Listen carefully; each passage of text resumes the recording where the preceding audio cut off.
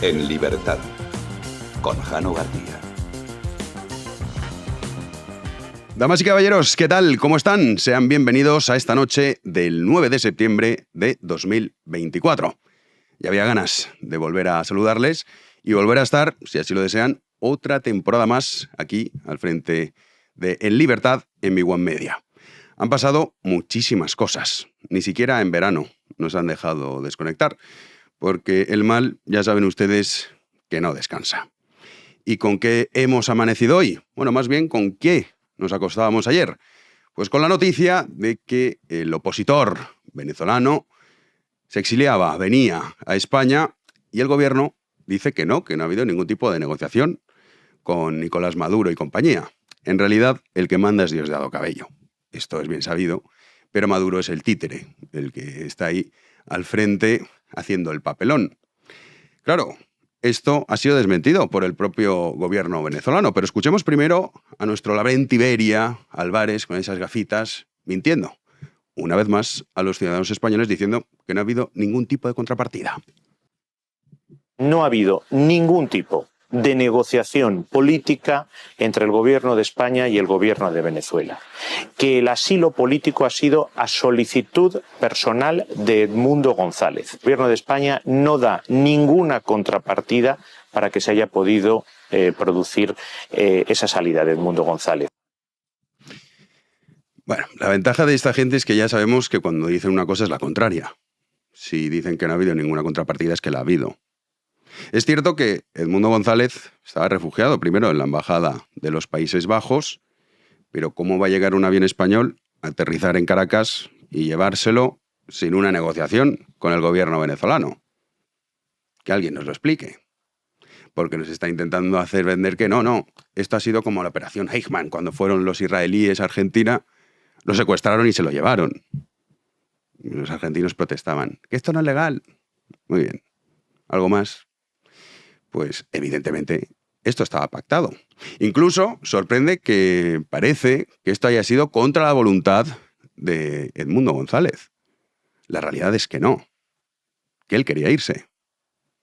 Y esto ha generado un desánimo lógico y normal en la población venezolana que está completamente abandonada.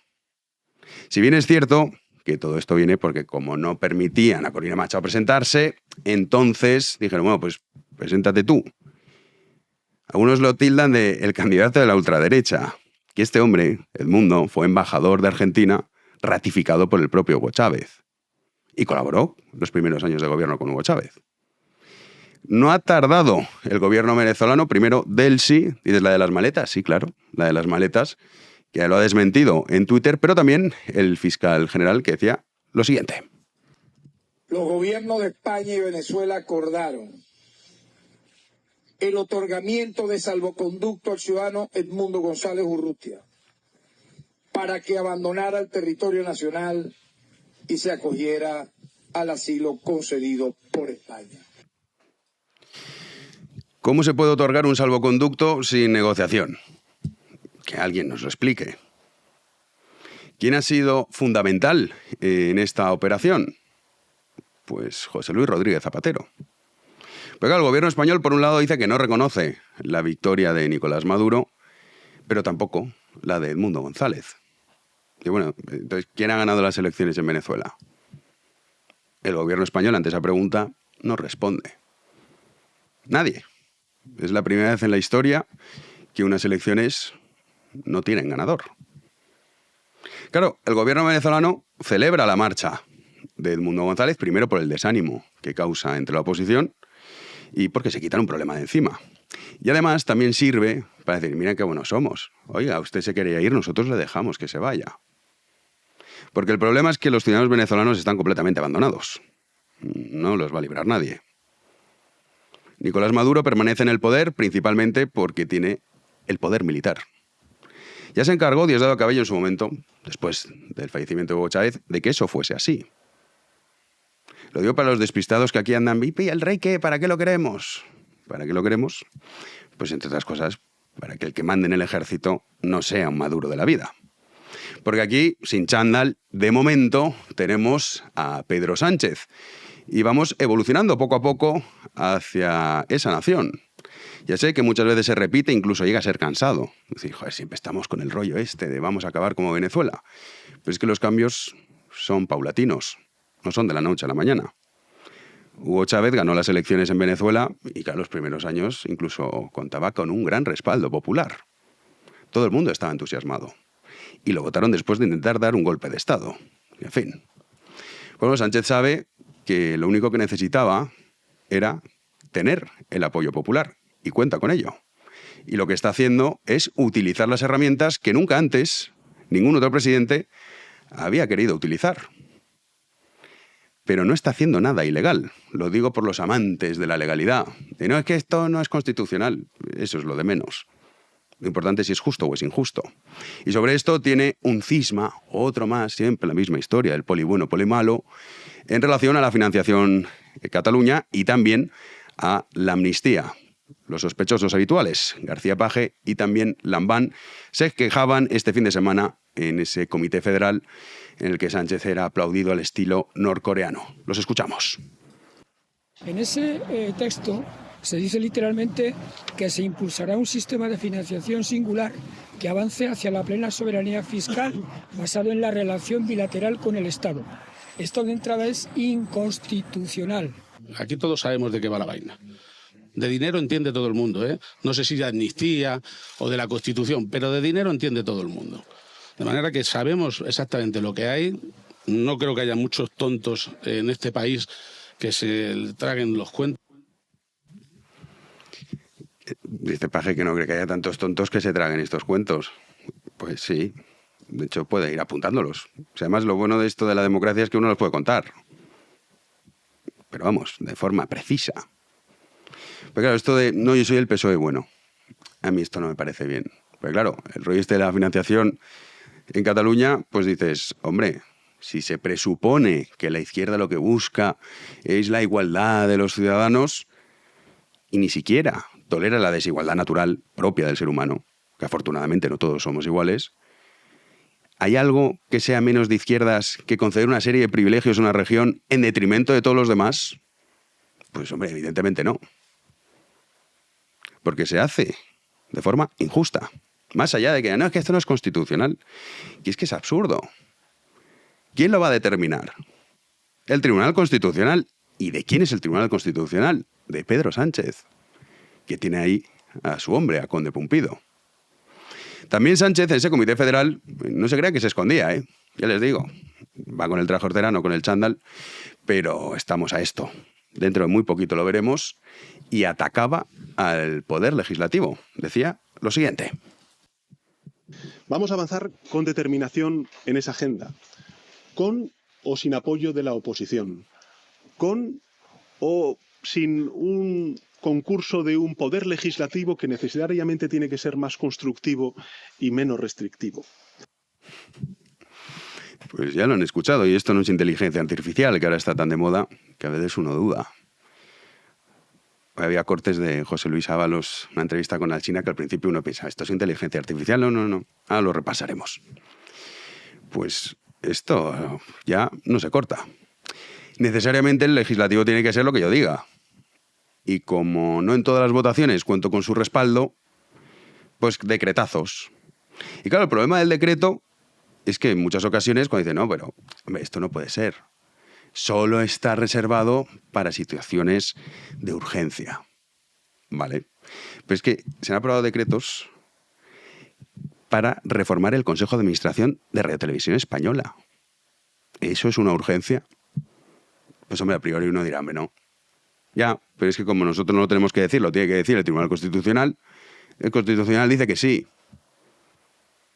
¿Y qué creen ustedes que va a decir cuando empecemos decreto tras decreto? Pues que todo es súper bien. Pues claro, el problema, que casi nadie habla de ese asunto, es que Sánchez está utilizando las herramientas que la Constitución le otorga. Solo hacía falta que llegase un aspirante a tirano, eso sí, previamente, que hubiese conseguido el apoyo popular, para hacer lo que está haciendo. Y por supuesto que no se corta. ¿Y al otro lado qué? Pues Núñez Feijóo, que ahora parece que descubre el plan, después de más de 5 años. Escuchen. Bueno, lo primero, tener conciencia de que estamos ante un desafío nacional.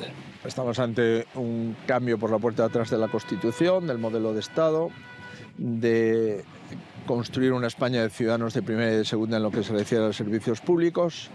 Lo segundo, pedir que se pare el cupo separatista y que se vuelva al sistema común. Lo tercero, que la agencia tributaria de España es de España y no de solo una parte de España. Un lince, ¿eh? Don Alberto la ha visto. No era fácil. Se ha dado cuenta. Ha dicho, oye, no, que esto no... Esto de lo que va es de un cambio de régimen. Sí, claro, bienvenido. 5 años más tarde, pero bienvenido, sí. Pero luego, a su vez, los que dicen, es que qué vergüenza, fíjate, es un tirano. Y luego se ponen a pactar con ellos todo tipo de normas. Entre ellas la reforma del Consejo General del Poder Judicial. Claro, las dos cosas a la vez resulta imposible. Del mismo modo que resulta imposible que uno se muestre contrario, como es lógico, por una cuestión de justicia, a ese cupo catalán, pero que a su vez, como es el caso del Partido Popular, esté a favor del cupo vasco. ¿Pero esto cómo puede ser? Si queremos una España en la que todos los ciudadanos sean iguales, en el sentido que sean iguales frente a la ley y que no exista una España de primera y de segunda, ¿cómo puede alguien estar en contra del cupo catalán pero a favor del cupo vasco? Que nos lo explique don Alberto. Porque es que es imposible.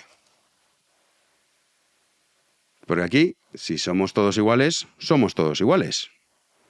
Y si no, lo que vivimos es una España de primera y luego ciudadanos que habitan en una España de segunda que tendrán que pagar esos privilegios artificiales que ha creado el gobierno. ¡Comenzamos!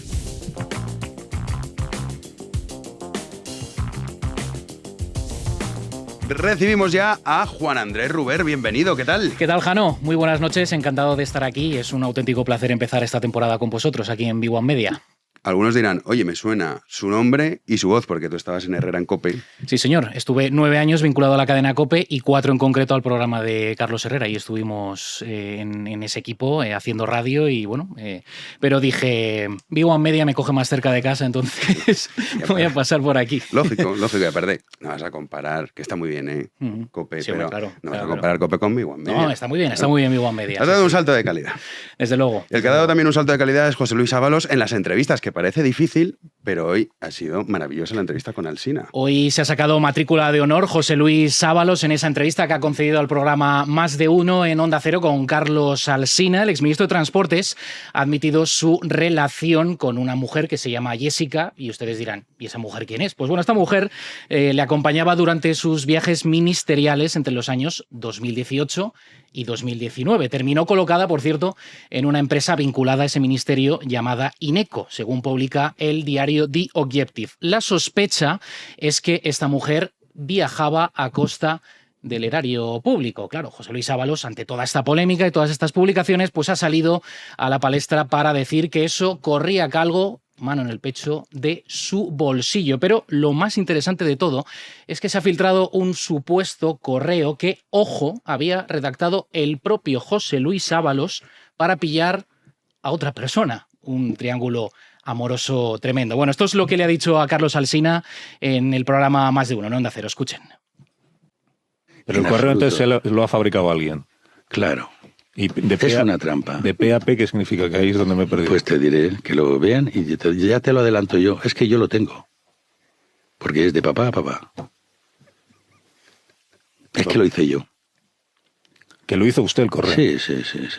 Fue una trampa que luego, pues mira, cosas de la vida, algún inescrupuloso y alguna desesperación pues ha hecho llevar a eso. Ahora sí que me he perdido el No, es que claro, pues sí. ¿Lo hizo usted el correo? Porque, sí. ¿Para qué? Por una situación, porque quería pillar a ver. Lo que nunca pensé es que eso luego se iba a utilizar así. ¿Quería pillar a quién? Bueno, es una cuestión de mi vida privada, no tengo por qué, ya se enmaraña mucho. La verdad, Jano, es que me cuesta decir que me hace más gracia si las declaraciones de Ábalos o la reacción de Alsina, porque es que estaba flipando. Luego en la tertulia pondremos cortes, porque en una cosa tiene razón. Es verdad que este hombre su vida privada no existe. No, claro, el tema de la intimidad es que... Sí, bueno, nos reímos, pero la verdad es que es tragicómico, es que España es tragicómica. Sí, y aparte es que le han sacado absolutamente todo, las relaciones que tenía con su mujer fuera de ese matrimonio, y claro, es que sale, en fin, hasta el número de habitación casi del hotel, como aquel que dice, ¿no? Él dice que todo esto es una conspiración del gobierno, o sea, que el gobierno va decididamente contra él y que es todo, palabras textuales, una orgía permanente a la que todo el mundo está apuntado. No sé, a la altura del personaje, sí, exacto. A ver, ahora, temas más serios. Sí. Claro, esta es la parte dicharachera. ¿No? Pues nuestra Españita pues es muy grande. Esto no es tan divertido. El tema de la inconstitucionalidad de la amnistía, que ya saben ustedes que, en fin, es Conde Pumpido el que va a decidir, pero ya empiezan a presentarse recursos. Sí, la primera en hacerlo ha sido Isabel Díaz Ayuso, ese recurso de inconstitucionalidad que ya conocimos hace unos meses, pero al gobierno de la Comunidad de Madrid se va a unir también la Comunidad Valenciana con Carlos Mazón al frente y también el de Aragón con Jorge Azcón. Por otro lado, está también Emiliano García Paje, varón socialista, presidente de Castilla-La Mancha, muy crítico, como bien saben, con la gestión de Pedro Sánchez. Consideran que es un estatuto privilegiado para Cataluña y que rompe por completo la igualdad entre todos los españoles. En cuanto a Ayuso, pues avisa que España no es, ni mucho menos, como pretenden algunos, un Estado federal. Escuchen. Rotos nunca hemos funcionado. No conozco una nación que dividida haya funcionado mejor. España no es una república de estados de nada, ni federales, ni confederales, ni asimétricos, ni pluripluri, ni plurinacional, de naciones. Nunca ha funcionado un país cuando desde la soberanía nacional hemos bajado a la ruptura. No hemos funcionado así, no somos estados federales. Bueno, pues ahí tienen las palabras de Isabel Díaz Ayuso. Tienen 3 meses de margen desde que se publicó en el BOE esa ley de amnistía, que fue el pasado 11 de junio, si no recuerdo mal. Este miércoles terminaría el plazo para presentar oficialmente esos recursos de inconstitucionalidad contra la ley de amnistía, Jano. Sí, estaba Paje. No, esto está fatal. Oiga, pues váyase. O sea, si todo el día está diciendo, no, esto no me representa las ideas socialistas, pues ¿qué hace usted en ese partido? Claro, o sea, ahora, está muy bien asomar la patita, sí, pero claro, luego bien que está ahí alineado con el resto del gobierno. Sí, ahí está. Lambán no lo vamos a criticar por una cuestión humana, que el pobre hombre está de salud muy mal. Muy delicado, y, pues en fin, pues no lo vamos a criticar. Y a todo esto, Sánchez de turné. Mañana no va a estar tampoco en la sesión de control al gobierno y está en China, con Xi Jinping cogiendo ideas, imagina, a ver cómo... Exacto, a ver cómo inspirarse, ¿no? Cómo funciona China, ¿no? Ya tiene la agenda montada internacional para por lo menos evitar esas primeras comparecencias en el Congreso de los Diputados. Y a raíz sobre este asunto, hoy hemos conocido un informe que ha presentado Mario Draghi en la Comisión Europea. Ahora entenderán por qué les cuento este asunto, sobre el futuro precisamente de Europa, de la Unión Europea. Propone una transformación profunda de la economía para enfrentar los desafíos globales, especialmente para enfrentarse con esa competencia feroz con China y Estados Unidos. Hablando de China, en ese país, como decimos, anda Sánchez de visita, de viaje oficial, y se ofrecía él mismo a tender puentes. Llegó aquí el presidente del gobierno a tender puentes entre la Unión Europea y China. Le escuchamos. Queremos tender puentes para defender juntos un orden comercial justo en el más escrupuloso respeto del marco multilateral y manteniendo nuestros mercados abiertos, que permita crecer a nuestras economías y beneficiar a nuestras industrias y a nuestras sociedades.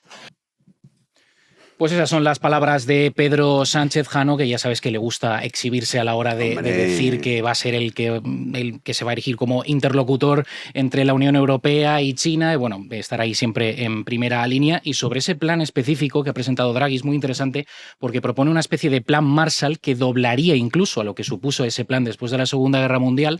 Y hay 3 áreas de acción. Innovación tecnológica, sobre todo porque China y Estados Unidos le están comiendo por completo el terreno a Europa. Ha dicho Draghi que o se ponen las pilas o esto va a ser un desastre, que nos vamos a quedar muy atrás. Pide una inversión de 800.000 millones de euros. Atención, que se dice pronto, el 4,7% del PIB europeo. Sí, bueno, claro, sobre las emisiones de CO2 Sánchez no ha dicho nada en China, ¿no? No, eso no. Vaya. Siempre se les olvida, es que es una mala suerte. Sí, casualidad. Siempre se les olvida. Y el plan Marshall este que propone Draghi, hombre, razón no le falta.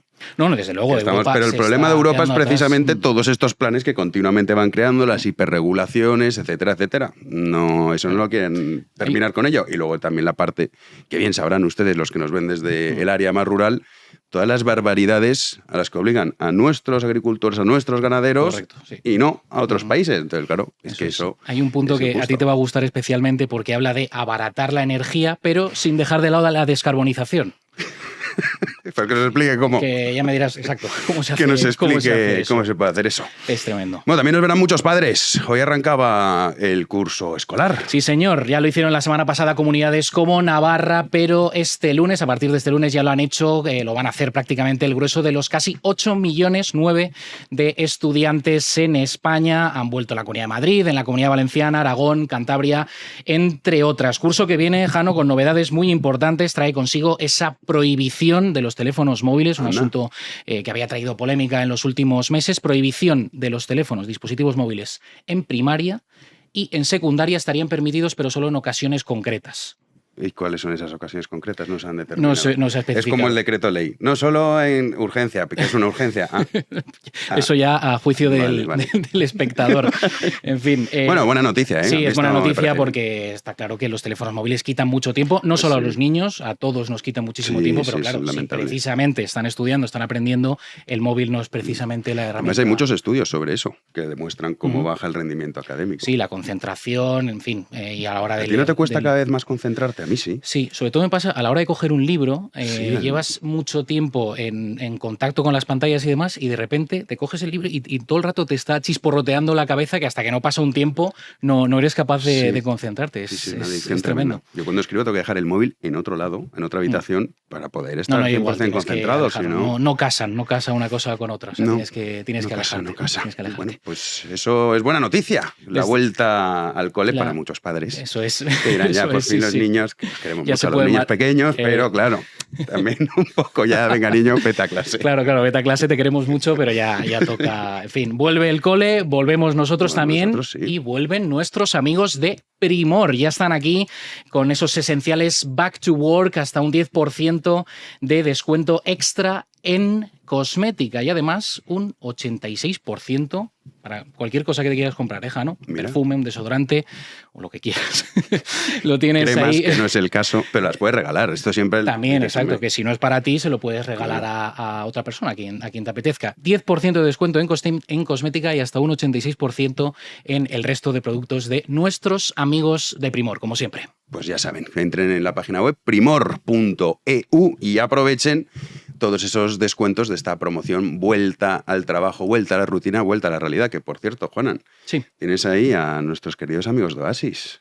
Sí, señor. Que también han vuelto. Sí, señor. A ver si los podemos ver aquí, Héctor, en pantalla. Aquí tenemos a Noel Gallagher con su guitarra, con la Union Jack de sus conciertos en los años 90, y a su hermano, a Liam Gallagher, pandereta incluida. Oye, la verdad es que qué currado está. Está muy currado, sí. Es uno de los grupos de mi vida, de las bandas sonoras de mi vida, y yo tuve la suerte, Jano, de verlos en directo en 2009, cuando la última gira antes de que se separaran. Yo pensaba que no iban a volver nunca. Todos los que tenemos hermanos sabemos lo que es una pelea, estar reñidos, pero luego lo quieres con locura, ¿no? Entonces, claro, pues, lo último que te queda siempre en esta vida es la familia. Es la familia, sí. Entonces han decidido ponerse de acuerdo y he de decir que soy un afortunado porque voy a poder verles en directo en 2025.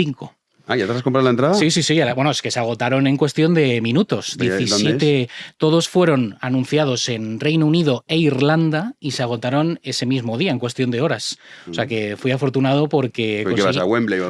A Wembley, sí. El estadio de los estadios, no solo para el fútbol, sino también para los conciertos y sitio emblema. En verano de 2025, en agosto, estaremos ahí viendo a los Gallagher.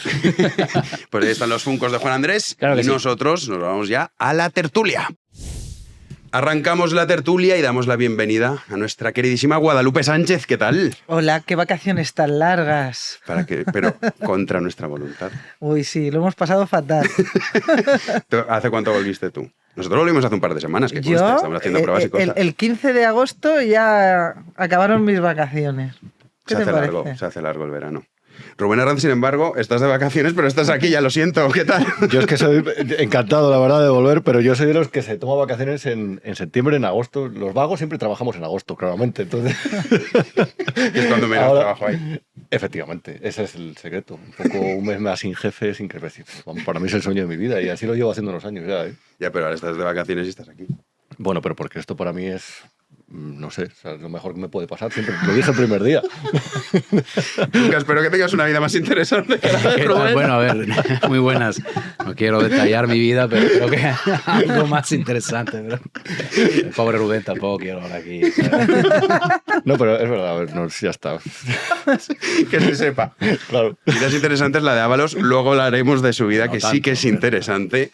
Pero vamos a empezar comentando lo que ha sido hoy la noticia del día, ese asilo, llaman, de Edmundo González en España, que el gobierno dice que no ha habido ningún tipo de negociación. Ya me explicarás cómo consigues meter un avión español en Caracas, llevarte a este hombre que estaba en la Embajada de los Países Bajos inicialmente y llegar a España. Claro, el fiscal general y también del sí han dicho que claro que ha habido negociación y que la contrapartida dice, no hemos dado contrapartidas. El gobierno venezolano dice, hombre, sí que ha habido una negociación. No sabemos qué contrapartida, pero lo podemos intuir. Lupe, ¿cómo has visto todo esto?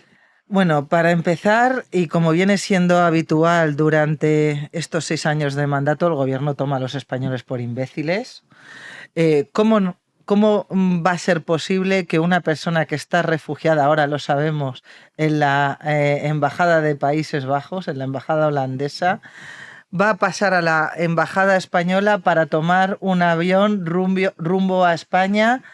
Además, hemos sabido que con condiciones, ya no solo porque lo haya desmentido el gobierno español, tanto Delcy Rodríguez como el fiscal Alex Saab, sino porque también el propio Edmundo lo ha dicho, ha confirmado que ha recibido amenazas y coacciones.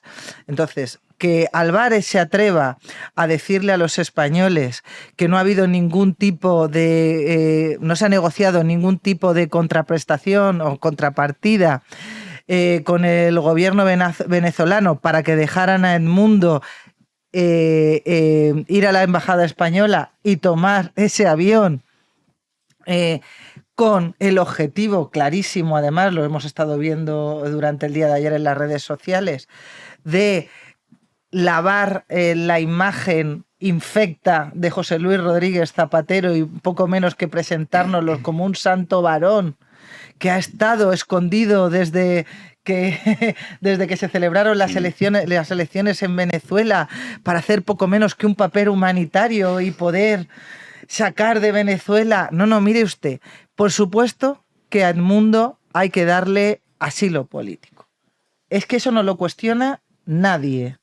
Es por una cuestión de humanidad a Edmundo y a cualquier otro represaliado político venezolano por el régimen de Maduro. La cuestión es, de lo que aquí estamos hablando es de por qué motivos el gobierno español decide conceder ese asilo político a Edmundo. Y los motivos son infectos. Concretamente, hay un motivo principal que es apuntalar al régimen de Maduro. Porque dar asilo político a Edmundo sin reconocer que es el presidente legítimo de Venezuela, porque ganó las elecciones y porque Maduro ha cometido un fraude electoral masivo, es comprar todo el relato del régimen venezolano y allanar el camino a la dictadura de Maduro, que ya está en marcha. Y bueno, de hecho, hablabas de Rodríguez Zapatero, ha tenido un papel muy importante en todas estas negociaciones. Rubén, tú hiciste un programa, Vuelve, lo que no te han contado este viernes. El viernes, eso es. Vuelve, para que veas de las vacaciones de Rubén, pobre hombre.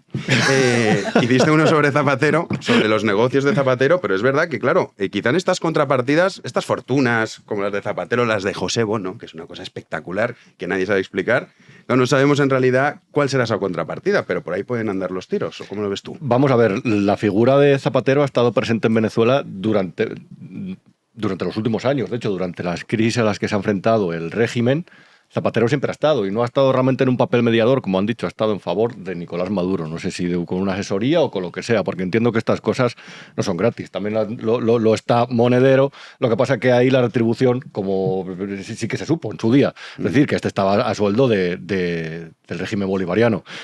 A mí lo que desde luego más me llama la atención de este asunto es cómo han aprovechado para lavar la imagen de Zapatero, que había estado callado desde el pasado 28 de julio, desaparecido, sin que nadie realmente supiera cuál era su opinión o cuál era su visión con respecto al pucherazo, se puede llamar, sí, sí. que ha habido en Venezuela.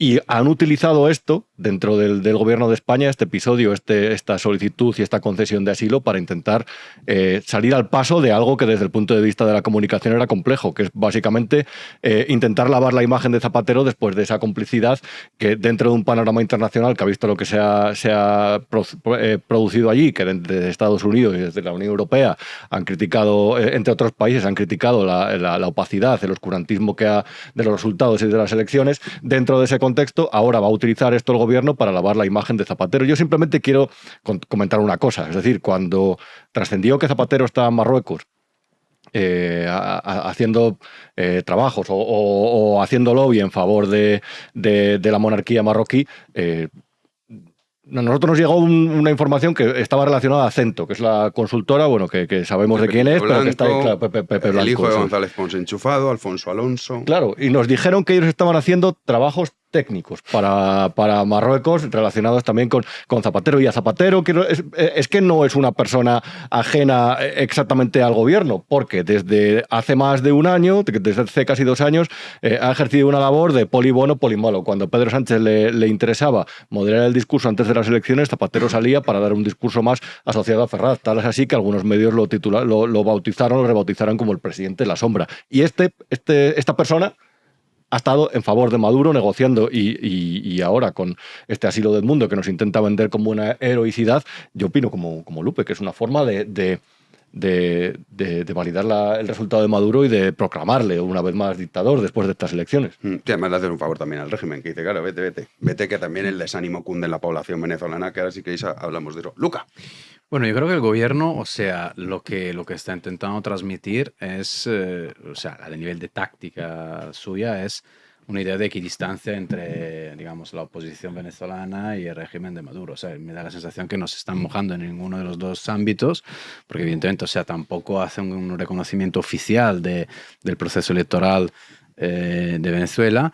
Pero claro, a la hora de la verdad, efectivamente, el resultado es que no hacen, o sea, que su vocación democrática es ausente, porque claro, o sea, si tú asumes que hay un opositor político que además fue candidato, que está en peligro de vida, o sea, en fin, de integridad física, y que por lo tanto tú, como Estado español, lo admites, digamos, para ayudarle, lo que estás dibujando técnicamente es una situación política de enorme emergencia y gravedad.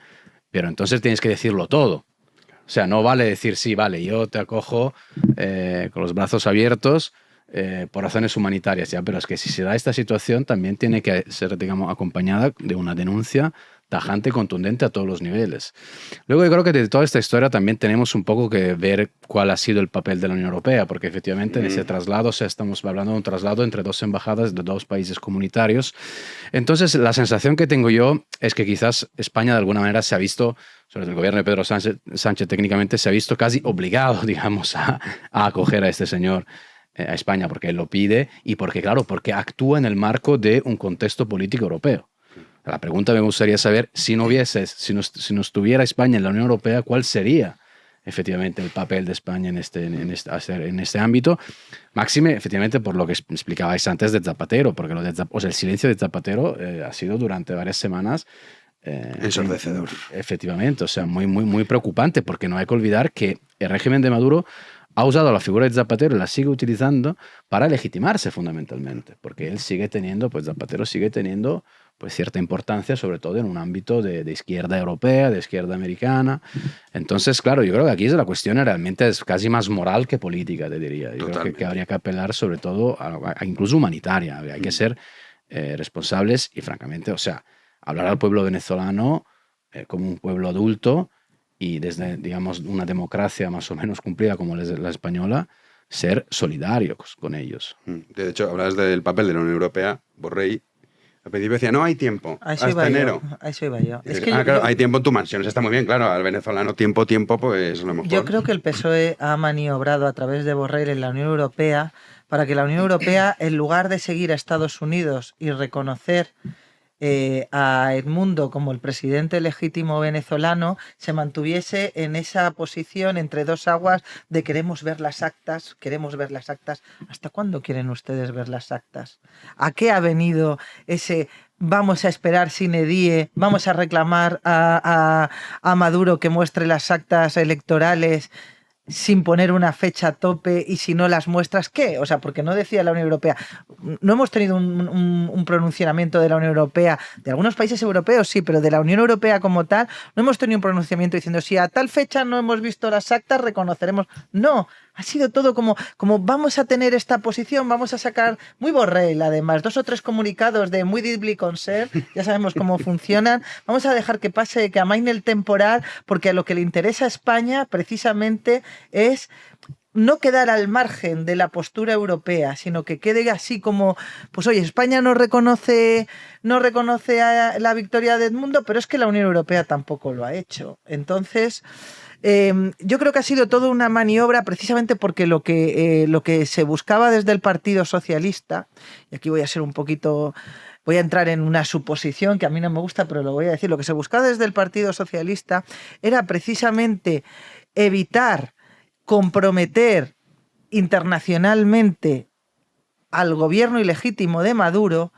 porque yo soy de las que está convencida que el día que caiga el régimen, la dictadura venezolana, vamos a saber qué le debe el PSOE a Venezuela, qué le debe Zapatero a Venezuela, y lo de Podemos, ya intuimos qué le debe Podemos a Venezuela. Es que es muy gordo lo que estoy diciendo, porque si estas sospechas, ya te digo, son meras conjeturas, se confirman, hemos tenido durante 4 años, y en un momento muy delicado para el pueblo español, que fue el estado de alarma, con todos los derechos restringidos inconstitucionalmente, al frente de nuestro país, es decir, dirigiendo nuestros designios a señores que han tomado decisiones mientras de manera directa o indirecta se financiaban, yo ya no sé a nivel de partido o a nivel particular, de un régimen sangriento, de una dictadura, porque la dictadura de Venezuela no ha empezado hace un mes, ¿eh?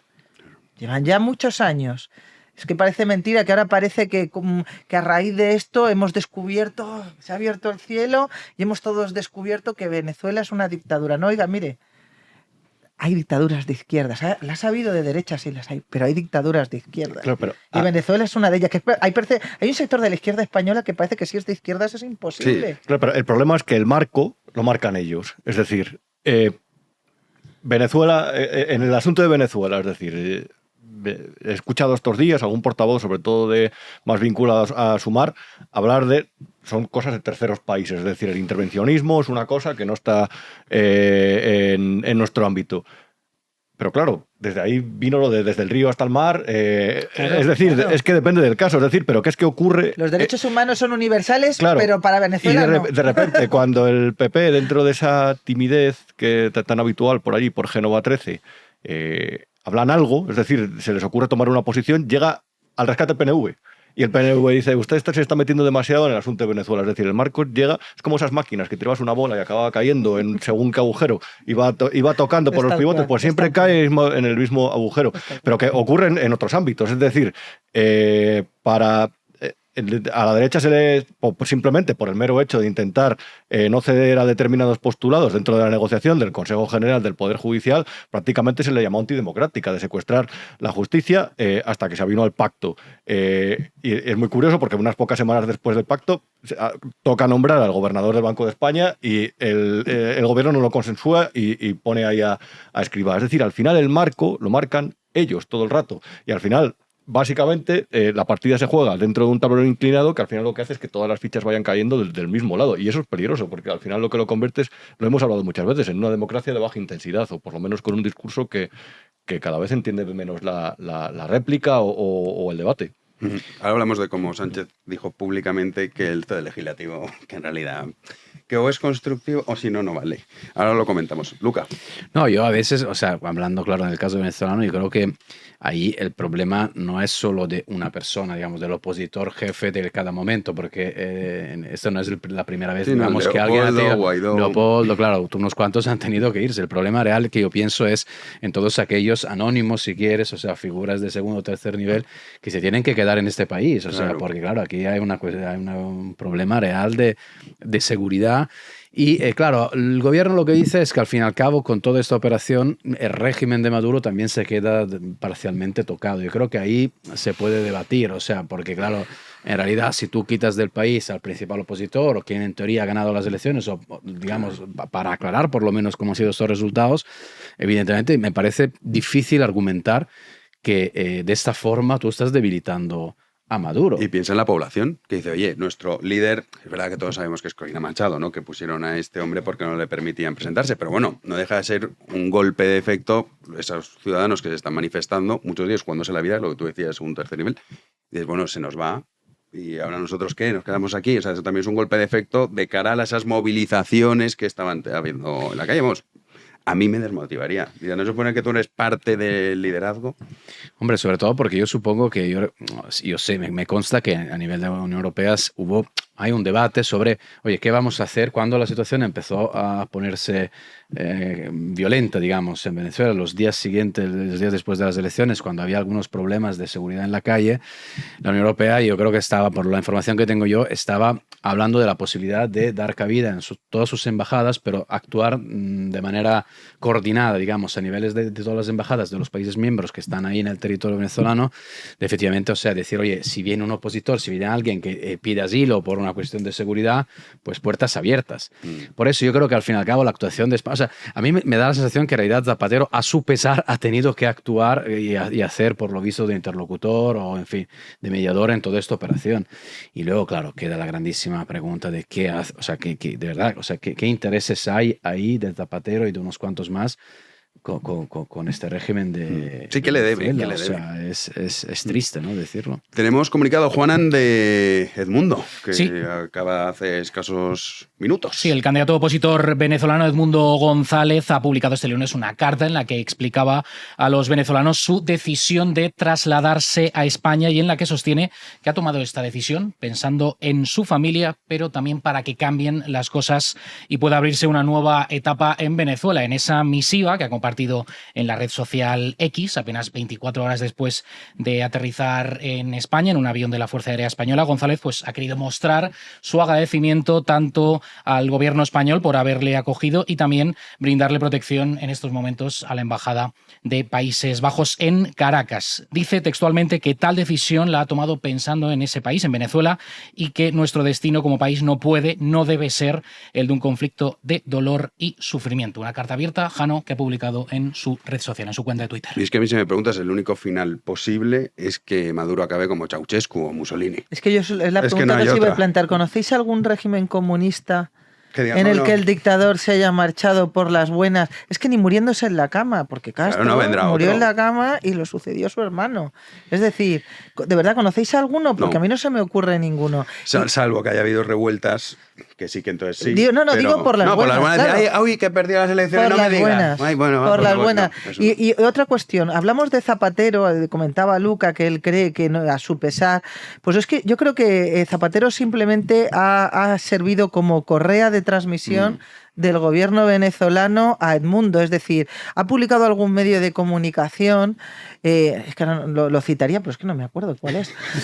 Ha publicado algún medio de... Cuidado que luego se enfada el medio de comunicación. Pues lo siento, de verdad, no lo recuerdo. Es lo típico que... Pero he leído en un medio que bueno, que se le había exigido a Edmundo para poder tomar ese avión rumbo a España, renunciar a la carrera política y reconocer la legitimidad del régimen venezolano. Eso, mira, creo que el Debate lo publicó el Debate anoche. No sé si esto es cierto o no, pero si esto es cierto, que no te quepa duda que el que ha servido de correa de transmisión, porque como os podéis imaginar, no se han presentado en la Embajada Española ni Delsi, ni Saab, ni ningún emisario del régimen de Maduro, el que ha servido de correa de transmisión y el que ha negociado estos términos como para dar garantías a a los venezolanos, es decir, a la mano izquierda y la derecha de Maduro, de que Edmundo se había comprometido a eso en concreto, es Zapatero. Es que a mí no me cabe ninguna duda. A ver, pero por poner algún dato, porque es verdad que hay cosas que se hacen por ideología, por convicción, por fe o por ética, pero luego hay cosas también que se hacen por dinero. Y a mí me llama la atención porque a lo mejor Zapatero no lo está haciendo todo por ética aquí. Qué mal pensado. Dábamos aquí, si recordáis, unas pistas sobre la agencia que tienen las hijas del expresidente del gobierno. Qué bonito es eso. Claro, pero eso llama mucho la atención porque, por ejemplo, Zapatero fue lobista dentro del intento de entrada de Huawei con el 5G en Europa. Huawei es cliente de esa agencia. Zapatero fue evidentemente el gobierno, junto a Teresa Fernández de la Vega, hicieron ahí una labor de zapa impresionante para quitar la publicidad de Televisión Española. Entre los clientes que tiene la agencia de las hijas de Zapatero está 3 Media, que fue una de las beneficiadas. Donde comían 3, comían 2, porque Televisión Española dejó de emitir anuncios. Bueno, por supuesto también está El Plural, que es el medio independiente de exquisita neutralidad, Angélica Rubio. Es decir, todos esos es muy curioso, estaban relacionados de alguna forma con el gobierno de Zapatero y ahora están curiosamente relacionados con esta agencia. Lo reconocen ellas, es decir, aquí no ha habido que investigar nada más que meterse a ver los clientes. Por eso me llama la atención, pero verdad, mis sospechas. Esto a lo mejor es terreno de la especulación.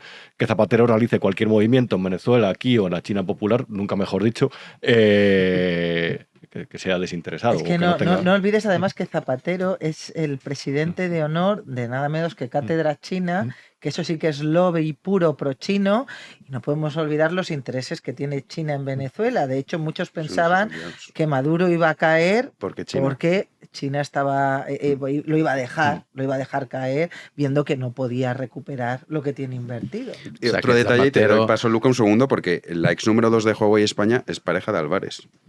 Qué casualidad. Que esto también hay que tenerlo en cuenta. Luca, queda todo en familia. No, digo que Zapatero, o sea, que grandísimo hombre de negocios que es, o sea, mucho mejor que como político, ¿no? O sea, se ha equivocado en su carrera profesional durante muchísimos años. Emprenden mucho los socialistas y con gran éxito, sorprendentemente. Realmente, o sea, es que, hombre, que tiene una red global de intereses. Además es curioso porque hay una opacidad tremenda sobre el... O sea, tampoco sabemos exactamente... ¿no? O sea, vamos ahí como pillando algunos puntos de esta red, pero no lo tenemos del todo claro.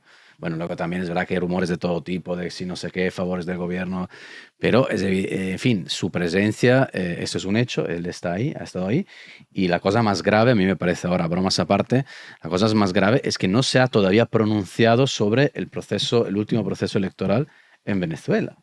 O sea, que si él tenía un papel que era, ¿cuál era técnicamente? O sea, era un observador internacional, uno de los más reputados para decir si las elecciones eran, en fin, correctas o no correctas en Venezuela. Si un mes después tú Zapatero, trabajas mediando, ayudando para que el líder de la oposición, o sea, un candidato a la presidencia del gobierno, tenga que pirarse, tenga que fugarse del país donde tú estabas vigilando como observador sobre el nivel de calidad de las elecciones, hombre, lo normal es que acto seguido digas, por cierto, he hecho todo lo posible para salvar la vida de este señor, evidentemente, y también os digo que eso fue una patraña, o sea, que aquí no hay ningún tipo de proceso electoral mínimamente digno. En cambio, toda esta parte no ha sido tocada. No tenemos una opinión del gran mediador internacional. Es tremendo. Perdón, pero es por muy curioso cuestionar la honorabilidad del expresidente Zapatero.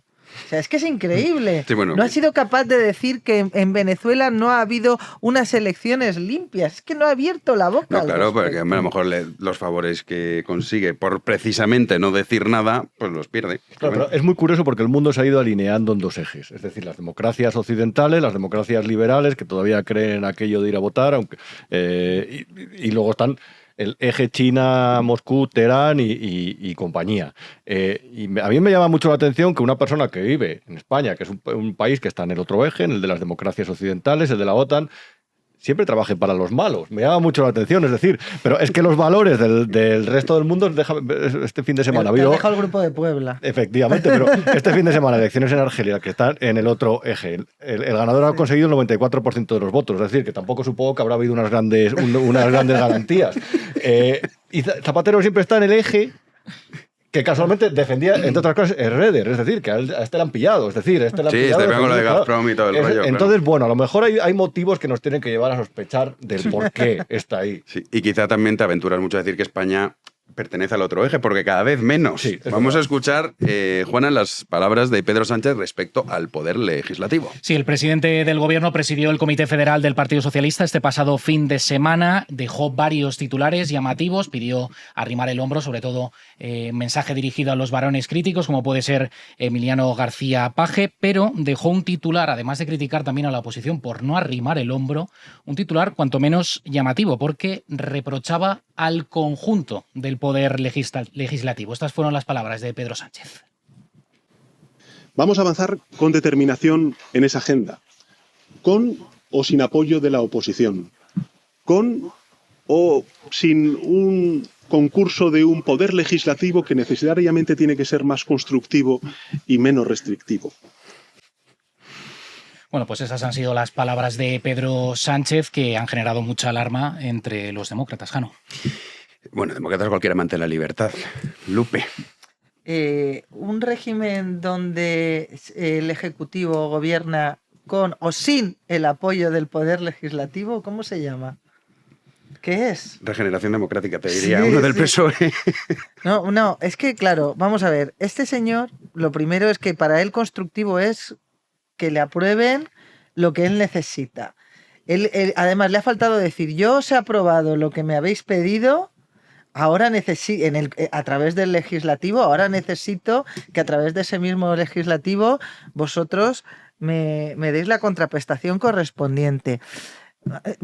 Tenemos un presidente del gobierno que dice que está dispuesto a gobernar al margen del legislativo, que se ha querellado, utilizando además a la abogacía del Estado, contra el Poder Judicial por investigar presuntos casos de corrupción de su gobierno y sobre todo del entorno, de su entorno familiar más cercano. Estamos hablando de su mujer y su hermano. Estamos hablando de que es un señor que ha utilizado precisamente el legislativo para procurar impunidad a sus socios de gobierno a través de una ley aberrante desde el punto de vista jurídico, democrático y moral, como es la ley de amnistía. Un señor que ha sido capaz de derogar delitos simplemente, el delito de sedición, para mantenerse en el poder. Hablando de la sedición, a este señor ya le queda, lo siguiente que va a hacer es coger un micro y salir como el peruano que llevaba el castillo, el que llevaba el sombrero, Speedy González, que se dio un autogolpe y lo perdió. Y decir que nada, que deja sin funciones al tribunal, bueno, al Tribunal Constitucional no, porque ¿para qué? Si no es suyo, claro, es suyo. No necesita dejarlo sin funciones, pero vamos, que cierra el Supremo, que cierra el Congreso. Bueno, es como el Supremo que en Venezuela dijo que no, que había ganado Maduro. Como la sedición ya no es delito, es que ni siquiera se le podría procesar a este sujeto. Hablo del presidente del gobierno. Sí. Entonces, es que es muy preocupante y yo no sé qué más necesita su electorado para...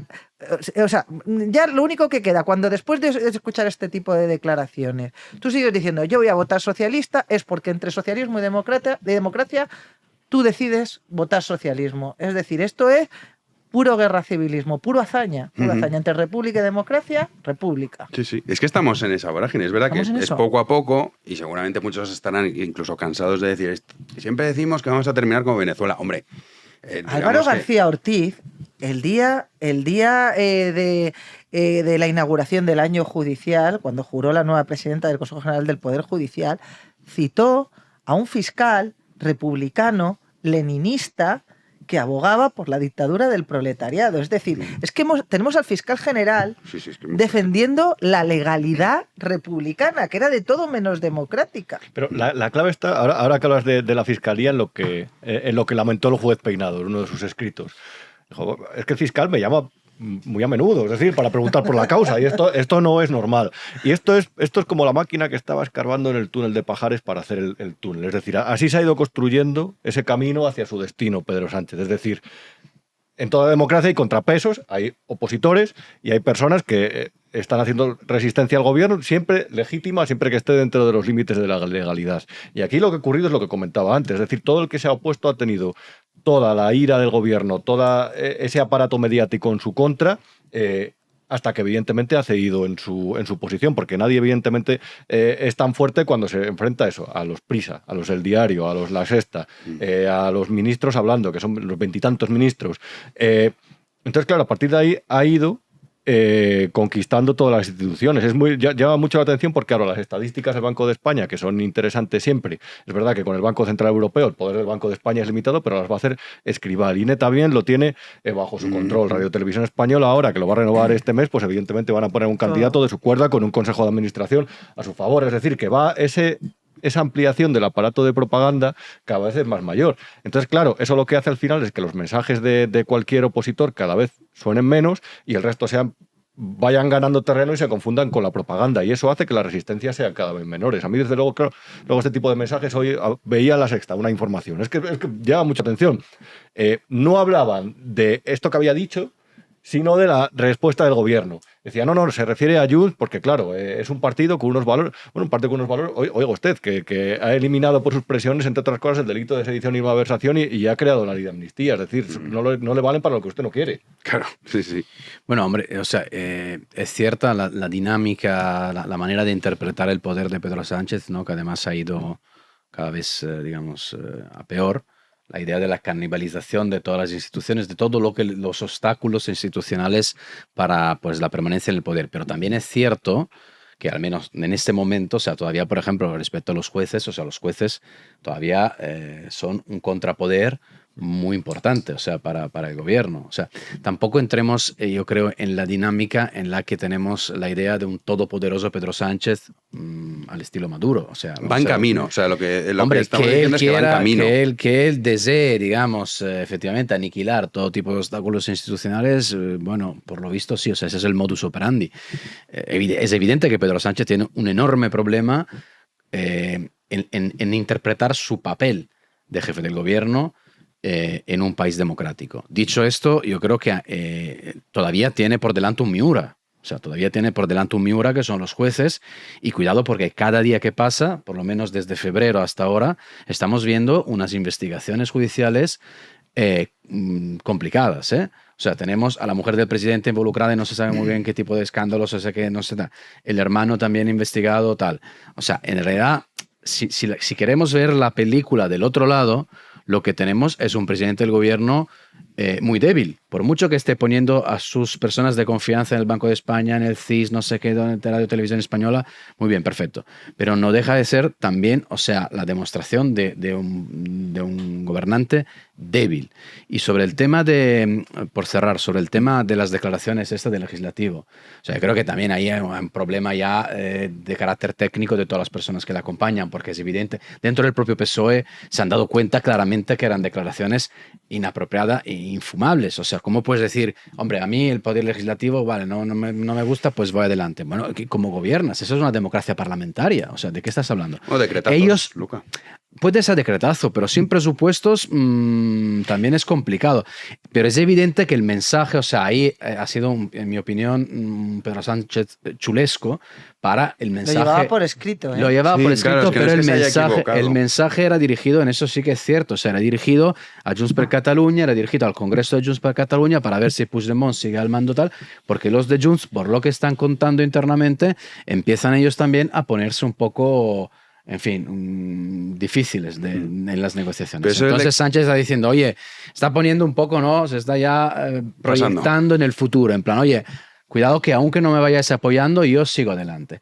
Pero ¿hasta cuándo y hasta dónde? O sea, es que sin presupuestos, sin nuevos presupuestos, este gobierno va a tener un problema enorme, por ejemplo, en vehicular todos los fondos europeos. O sea, es una tarea tremenda. Por lo tanto, entre el deseo de Pedro Sánchez y la realidad, también... O sea, pero su deseo cada vez lo tiene más cerca. Porque dices decretazo, se supone que solo es en situaciones de urgencia, pero es que acuérdate que se aprobó un decreto para reformar el Consejo de Administración de Televisión Española. Dices, esto es una urgencia. ¿Y eso quién lo determina? El Tribunal Constitucional. Yo recuerdo que uno de las primeras sentencias de Pumpido, que pasó de inadvertida, pero yo escribí un artículo porque me llamó poderosísimamente la atención, estando en marcha ya la tramitación en el Congreso de una ley, que se ve no sé qué, nombrajo con la palabra igualdad por en medio, que básicamente lo que buscaba era la extensión de los permisos de paternidad, estando ya en tramitación, cogió Pedro y la aprobó por decreto. Y claro, esto se recurrió. ¿Dónde está la extraordinaria y urgente necesidad en la ampliación de un permiso de paternidad? Que ya estaba el permiso, simplemente era ampliarlo, cuando además ya estaba tramitándose como ley ordinaria en el Congreso. Y lo que contestó Pumpido es que la consecución de la igualdad siempre es de extraordinaria y urgente necesidad. Es una de las sentencias más chuscas y más bananeras que yo he leído en mi vida. Y Pumpido no es mal jurista. Cuidado con eso. Es otras muchas cosas, pero mal jurista. Sí, no, claro, el delito es doble porque sabe lo que hace. Hace el mal conscientemente. Yo quiero recordarle a Luca, estando bastante de acuerdo con lo que dice él, que evidentemente no somos Venezuela, pero no se puede minusvalorar la degradación democrática en la que estamos inmersos. Hay por ahí una viñeta muy buena que dice: la democracia no es un interruptor que lo enciendes y lo apagas. Ahora hay democracia, ahora hay no.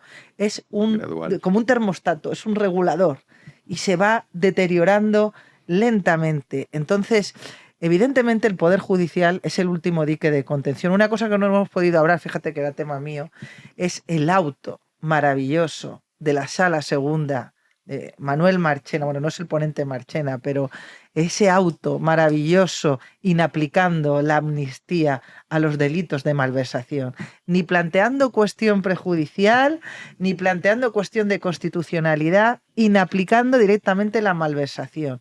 Eso demuestra que hay un poder del Estado. Ese auto es historia de la democracia española. Y que hay un poder del Estado que ha entendido que es el último dique de contención. Exacto. Pero sí que os digo que, a pesar de este acuerdo para renovar el Consejo General del Poder Judicial, detrás de lo cual hay muchísima presión por parte de Europa y ha entrado ahí en negociación la amnistía, el tema de la amnistía, si Pedro Sánchez sigue y convoca elecciones y vuelve a poder gobernar con la mayoría Frankenstein, la justicia española va a ser intervenida incluso sin elecciones. Yo no descarto que dentro de 1 o 2 años, vía nombramientos, consiga dar un vuelco a las mayorías en todas las salas del Tribunal Supremo y nos encontremos que el Supremo dicta sentencias tan chuscas como esta que os he comentado de Pumpido. Pero por lo que comentáis, yo aquí lo que veo es evidente. Es decir, el sanchismo tiene la dinámica de una burbuja. Es decir, que se va inflando y no sabes muy bien si dentro hay ese resultado electoral. Es decir, que es un gobierno en minoría que se apoya en diferentes fuerzas, o si dentro hay algo más. Es decir, la burbuja se ha inflado y oprime otras instituciones y otros poderes se sienten oprimidos y todo poder tiene, toda materia tiene una capacidad concreta de resistencia. Eso lo que genera es una degradación de la democracia. Ahora bien, pese a que sea una burbuja, yo creo precisamente eso. Es decir, aunque estalle y aunque se lleve por delante a Pedro Sánchez, creo que en el proceso hay un deterioro que es evidente y que yo creo que una parte de los españoles, y yo creo que nada desdeñable, no creo que tampoco sea tan pequeña esa parte de la opinión pública, que la respalda, porque entre defender la democracia en todo su esplendor y el socialismo, hay quien se ha entregado en manos de Pedro Sánchez. Y eso, pese a que Sánchez tenga un poder limitado y pese a que haga, gracias a la propaganda y gracias a todo el apoyo, todo el dinero que maneja, se maneja desde Moncloa, yo creo que eso le fortalece. Es decir, no sé, y creo que eso ha generado un daño mucho mayor de lo que pueda parecer más allá de los contrapesos que tenga.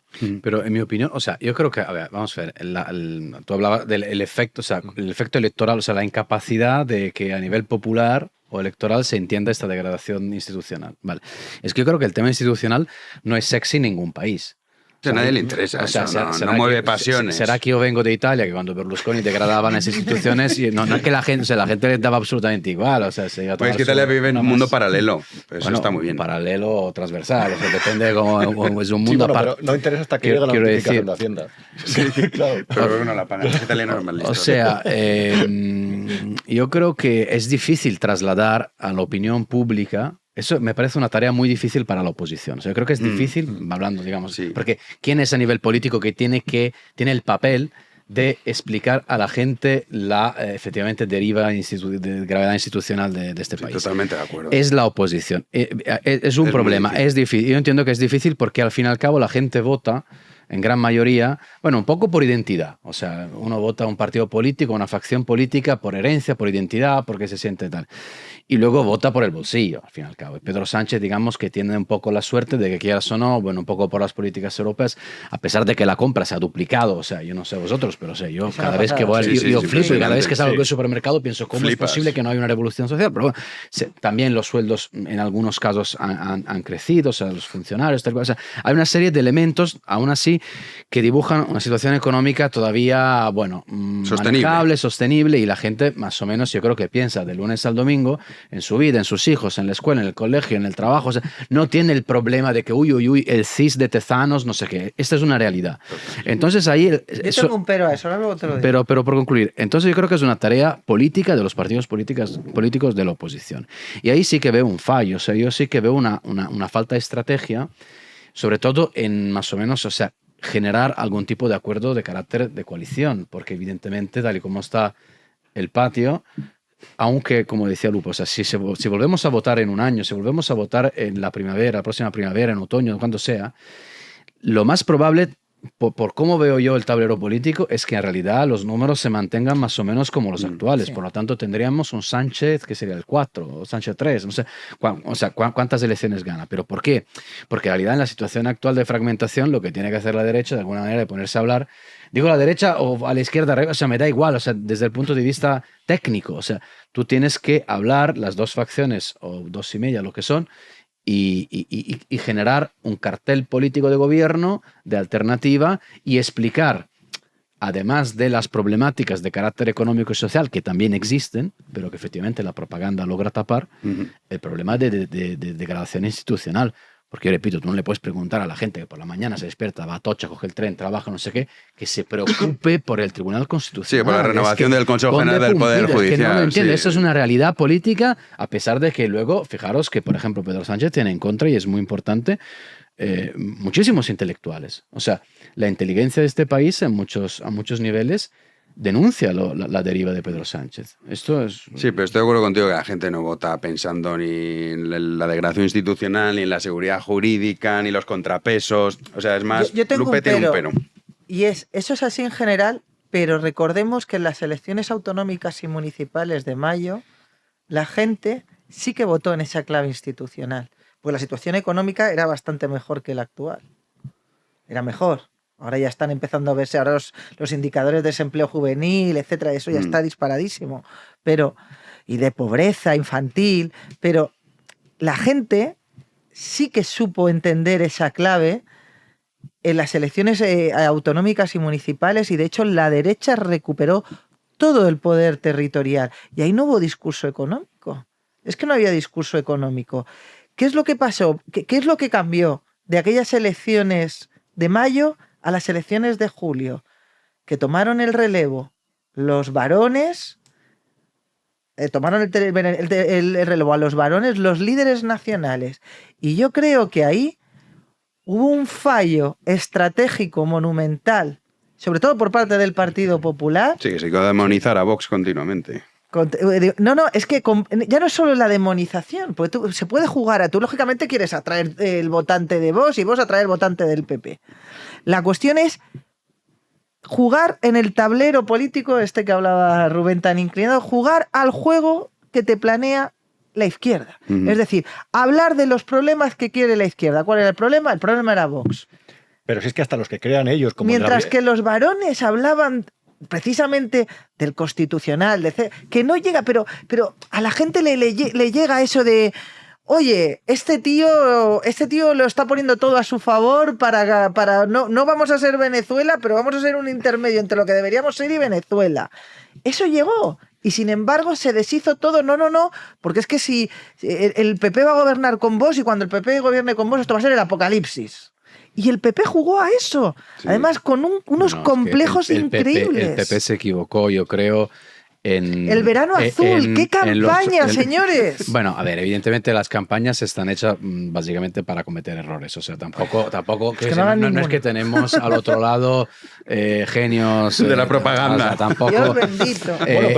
Pero muy rápidamente, yo creo que el PP ahí cometió un error de bulto de carácter histórico. No interpretó bien lo que pasa en España normalmente. O sea, los sondeos dibujaban una situación de una ventaja. O sea, ¿cuánto eran? 150 escaños. Sí, 160. Y nos lo creímos, francamente, un poco todos, tengo que decir. O sea, mea culpa también. Yo o sea, no, pero... Tú no, bueno, pero muchos se los creyeron. Y lo que hay, el error era no entender que al fin y al cabo, como ocurrió, por ejemplo, en los primeros años 90 con Felipe González contra Aznar. O sea, es que hay un votante de izquierda que aunque dice que no, el último día va y vota, porque interpreta que hay una amenaza por encima de la degradación del Tribunal Constitucional, que es la irrupción de la extrema derecha y tal y cual. O sea, eso es el motor electoral que se enciende constantemente a la izquierda. Claro, pero si al otro lado tú tienes verano azul, hay que saberlo interpretar. Esto hay que saberlo interpretar, pero por ambos lados. O sea, creo que también el Partido Popular se ha visto en parte también acorralado por la crítica de Vox. O sea, no vamos ahora a culpar únicamente al Partido Popular, porque también Vox ha hecho a nivel de campaña eso es lo que decía Lupe, cada uno intenta, claro. Oye, yo aquí quiero mi espacio y no voy. Sí, cada uno intenta quitar al otro, claro. Y la campaña de Vox con todo el tema LGTBI y tal, en un momento donde tienes que hablar de instituciones, meterte en batallas culturales que te puedes reservar para otro momento, tampoco fue la mejor. A ver, pero la gran capacidad de ellos, del gobierno, es la de patrimonializar los éxitos y cuestiones que están asociadas directamente a su mala gestión, como la cuestión de la vivienda. Es decir, básicamente creas unas leyes de protección a los más vulnerables con los alquileres. ¿Qué pasa? Porque los propietarios se asustan, se reduce la oferta de alquiler, suben los precios. ¿Quiénes son los más perjudicados? Los más vulnerables. Es decir, hasta en eso, cuando eso ocurre, le echan la culpa a los propietarios. Se las apañan para cambiar el discurso, para lanzar a toda su tropa mediática, para hablar de la culpa es del propietario, la culpa es del egoísmo, la culpa es de la generación boomer. Y en eso es curioso porque es que participa hasta Vox en ese discurso, cuando realmente lo que ocurre es que hay una política de vivienda que ni beneficia a los que quieren comprar o alquilar ni a los propietarios que se ven desprotegidos con respecto a la actual situación. Y los que quieren construir. Y eso que habría que empezar por ahí. Es verdad, yo estoy de acuerdo con Lucas. Es decir, a la gente le da igual la crisis institucional, pero debido a esa inestabilidad, a esa política ideológica, a esa cosa tan chafardera que es aplicar dentro del gobierno, que lo que requiere son soluciones prácticas, políticas ideológicas, usted que coste que vive peor. Y cuando su hijo se independice, que sepa que va a pagar más por el alquiler y sus condiciones de vida se van a degradar. Va a tener menos capacidad de ahorro, va a tener que pagar más impuestos para mantener todo el Estado, porque hay un gasto social expansivo para mantener contentos a quien vota.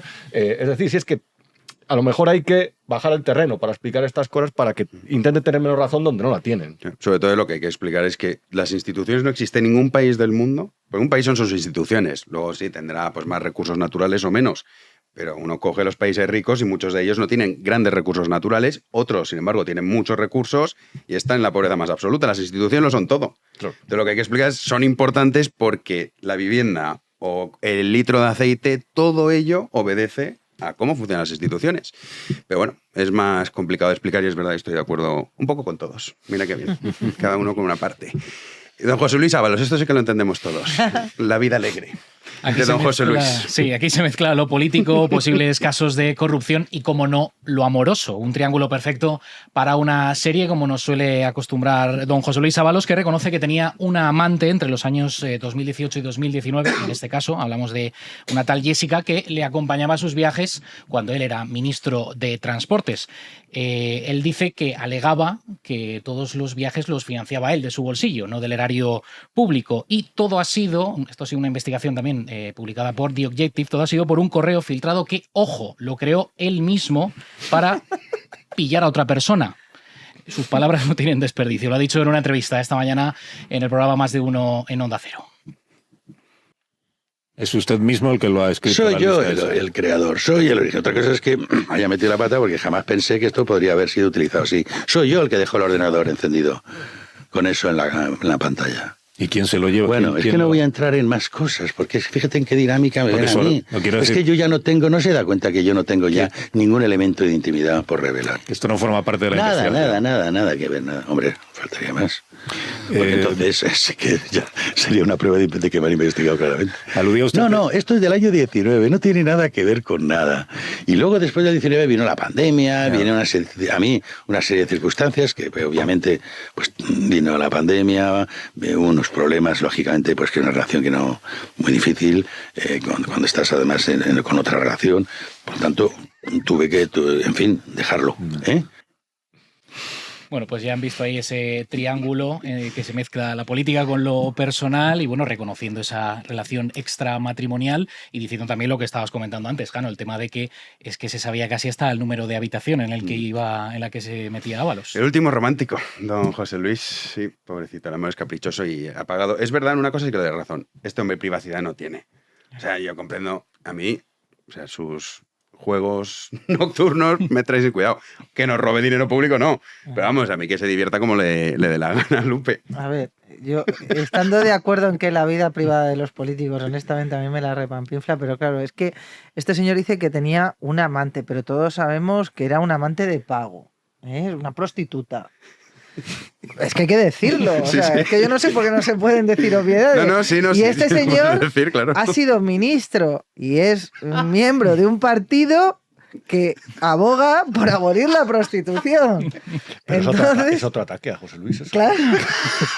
No, es que yo recuerdo un vídeo suyo de creo que era del año 19, o sea, diciendo que él era feminista y que compraba, o sea, que hay un vídeo por ahí de él. Que coincide con el periodo en el que se está investigando este caso. Es justo de ese periodo y que él a full con todo el programa feminista del PSOE. Entonces, claro, pues no queremos hablar de tu vida privada, José Luis, pero es que nos obligas. Luego, hay otra cuestión.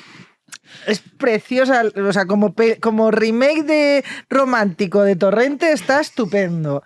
Pero esta señora trabaja en una empresa pública, si yo no entiendo, no he entendido mal. Ineco, claro. Ineco que pertenecía al Ministerio de Transportes. La cuestión es, si esta señora, dudo mucho que por la profesión que ella ejercía mientras estaba con José Luis, la compaginase con su empleo en la empresa pública. Si José Luis intercedió de alguna manera para que esta señora obtuviera un puesto de trabajo en Ineco, pues entonces ya estamos hablando de otra cosa.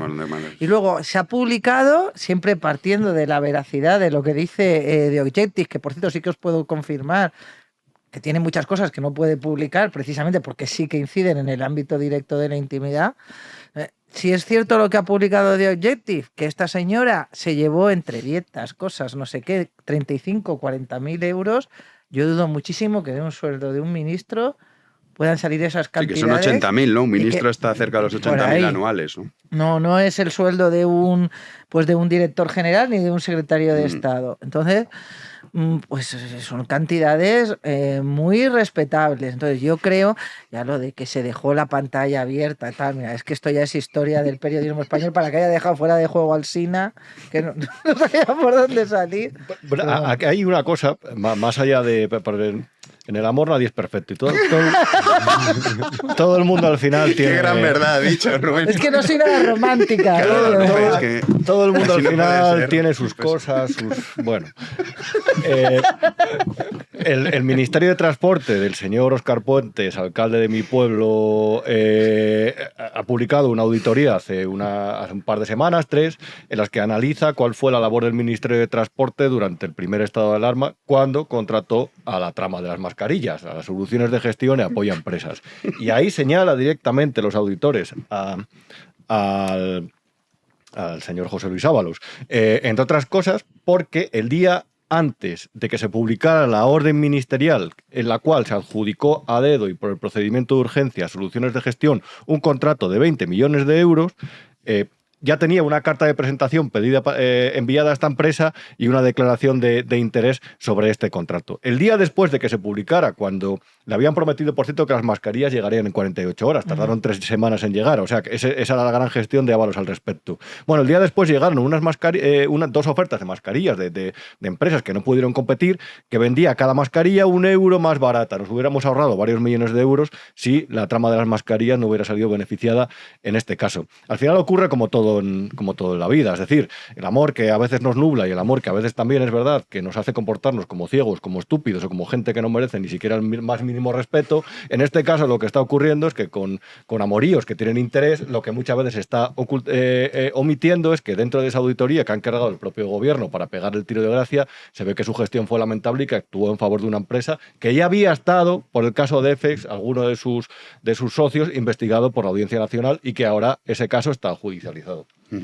Luca, para cerrar. Es que yo creo que Ábalos, o sea, la defensa de Ábalos en general es complicada, en general. Y creo que Ábalos, o sea, está actuando todavía como político porque es un político. O sea, él está intentando empatizar, se hace pasar como víctima, bueno, va un poco al terreno del amor o no sé qué, o de la relación complicada con su mujer y del amante y tal. O sea, busca una complicidad con el pueblo, fundamentalmente, bueno, con las historias humanas y corrientes. Claro. El problema que él está o sea, siendo acorralado desde el punto de vista jurídico. O sea, es que vamos a ver ahora que tiene que salir un informe de la UCO donde tiene que explicar qué puede haber pasado con todo el tema de las mascarillas y ahí entramos en un territorio, oye, complicado. O sea, efectivamente, de dinero público, varios millones, no se sabe si mordida, no se sabe si desvío, o sea, amigos, favores, mascarillas efectivamente compradas a un precio más alto de lo que se podía haber encontrado en aquel momento. O sea, entonces yo creo que en realidad esto es el núcleo. Luego está todo lo que reviste el núcleo, que son las historias personales de Ábalos y la dificultad efectivamente para él, pues un poco para justificarlas. Pero yo creo que sí que es una cuestión política. Antes hablabais un poco de los pagos a estas mujeres y tal. Yo creo que sí que es una cuestión política el hecho de que efectivamente un ministro es un ministro del lunes al domingo, evidentemente, no tanto la cuestión moral, sino la cuestión de decir, oye, pero si usted tenía ese nivel, ese trend de vida, que puede ser, digamos, con mujeres o puede ser apostando a los caballos, me da igual, o sea, ¿cómo podía permitirse eso? O sea, ahí sí que queda una pregunta política, porque al fin y al cabo lo que posiblemente se esconde es que quizás detrás había, digamos, una inyección de dinero por otro lado, porque efectivamente si las facturas que les pedían en ese email, que ahora Ábalos sostiene que es un mail que él mismo escribió, no se sabe muy bien por qué. Para pillar, lo que no dices a quién, pero para pillar a alguien que supuestamente le estaba espiando. Y luego queda otra pregunta, o sea, ¿y ese mail, el señor Pedro Sánchez, tenía conocimiento de este email, de toda esta historia?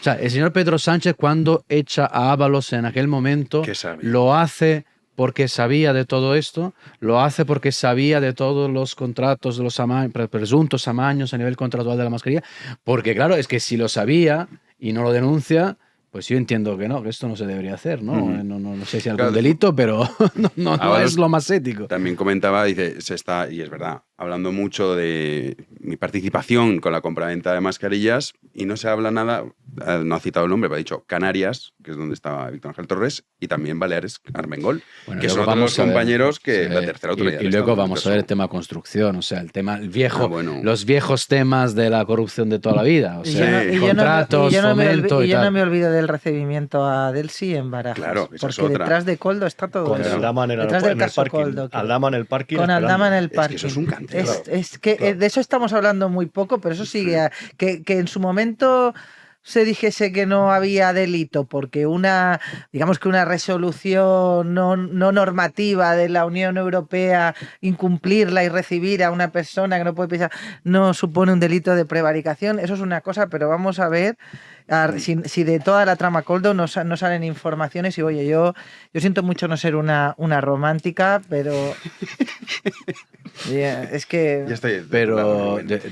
pero Ábalos empieza a hacer Rambo acorralado, ¿eh? Sí, o sea, claro. Cuidado Rambo Ábalos, porque hoy ha dejado un par, no sé si tú lo quieres comentar. Sí, coméntalo, claro. Bueno, o sea, que ha dejado un par de recaditos. Ha dicho, oye, por cierto, que mi asesor, supongo que se refería a Koldo, también tiene emails que pueden afectar a otras personas, y creo que ayer o antes de ayer dijo que, bueno, que él ya se sentía, ¿no?, un poco libre a la hora de votar. Libre, o sea, ya no forma parte del PSOE. O sea, no lo han echado. El PSOE le han echado. Él había no lo han echado. Está, lo que le ha dicho, dice, estoy en una suspensión, y así como habla él. Entonces, suspensión, y ahí se ha quedado. Pero no han llegado a echarlo aún, ¿eh? Sí, pero bueno, recuerdo un poco de Rambo de la película. Sí, Acorralado, sí, o sea, el pobre, que venía del Vietnam, había sido, ¿no?, con la boina verde, premiado por el Congreso, y que luego de repente encuentra una sociedad que no le reconoce nada, entonces tiene que vengar a matando a todos. O sea, cuidado. Es un ejemplo. Tú has planteado... Sí, Pedro Sánchez lo sabía. Yo no sé hasta qué punto. Todo el tema de las amigas y toda la historia romántica, sí que lo sabía el Partido Socialista. Hay un vídeo muy significativo de un debate, no sé para qué fue, que estaba Diana Morant, Juberías de Vox y González Pons. Y sacó Flores Juberías el tema de precisamente las informaciones que estaba dando de Objective sobre la vida disoluta, el gasto en prostitutas, etcétera. Diana Morán cayó, no lo defendió, o sea, mantuvo un silencio, y fue González Pons el que defendió. Está el vídeo, circula por la red. Defendió a Ábalos. Dijo que sin haber pruebas no se podía atacar la honorabilidad de nadie, que mire José Luis, aunque su compañera no lo defiende, aquí estoy yo para defenderlo, porque sin pruebas hay que defender siempre la honorabilidad de cualquier persona. Es que cómo callan ante estas cosas de todas maneras, es muy sorprendente, porque, es decir, si yo no creo que sea una... Es que creo que lo del amor está muy institucionalizado. Sí, claro, quien más que menos defiende el amor por ideología. Hay que amar. Pues sí, amar es muy bonito. Y claro, José Luis pues es un romántico y este hombre pues se enamora con gran facilidad. Yo no le critico esos amores express, lo que critico es que lo pague con nuestro... Eso sí, yo robando dinero, claro, eso sí. Los correos que me manda a mí mismo, yo pensaba que era el único que lo hacía, son con datos como esto para el programa de viernes. Ah, vale. Total. No estás sospechando a nadie que digas, a ver si te pillo, ¿no? No, que va. Es una vida tranquila. Sí, claro. Bueno, lo contaremos porque esto vuelve. Y es verdad lo que tú dices, Lupe, el tema que comentabais también, bueno, un poco la causa en sí, que nos quedamos con la anécdota de la vida amorosa de Ábalos, pero que por detrás hay mucho más, o sea que lo comentaremos. Bueno, despedimos ya, no sin antes recordarles que tenemos un club de socios y que es importantísimo que ustedes nos puedan apoyar. Así que si tienen a bien para esta segunda temporada hacerse socio de B1, ya saben que hay varios niveles. En función del nivel, una serie de recompensas. Así que tienen en el comentario fijado, el primero que aparece en YouTube y también en iVoox, que son las dos plataformas en las que estamos, el enlace para que puedan hacerse socios y de esa manera nosotros podamos continuar. Porque a diferencia del PSOE no nos gusta robar dinero público y aquí no hay ni un euro, así que necesitamos su ayuda. Despedimos ya. Mil gracias, Lupe. A vosotros. Te veo la semana que viene. Sí. Fenomenal. A ti te veo el viernes por la noche, con lo que no te han contado. ¿Con qué? ¿Ya lo sabes o todavía estás...? Yo creo que podemos hablar de Ábalos, a lo mejor, de o Zapatero. O viernes por la noche. Vale. Sí, es que bueno, viernes por la noche los robos. Hay mucho juego. Es como una serie. Es plan de manta y película y sofá. De papá. De papá. Bueno, con lo que sea, ya estaremos viéndote. Luca, mil Muchísimas gracias. gracias. Juan Andrés, ¿qué tal tu primer día? Pues muy bien, la verdad. Me he sentido muy a gusto aquí. Pues me habéis tratado bien dentro de lo que cabe. O sea pues mañana vuelve. Mañana... Porque conforme avancen los días te empezaremos a tratar. Va a ser peor todavía. Bueno. Y nuestro querido Héctor, a los mandos, mil gracias por estar ahí un día más. Y sobre todo, mil gracias a ustedes por acompañarnos en este primer día de la segunda temporada. Regresamos mañana aquí a las 9 de la noche en Libertad, en B1 Media. Muchísimas gracias por estar ahí.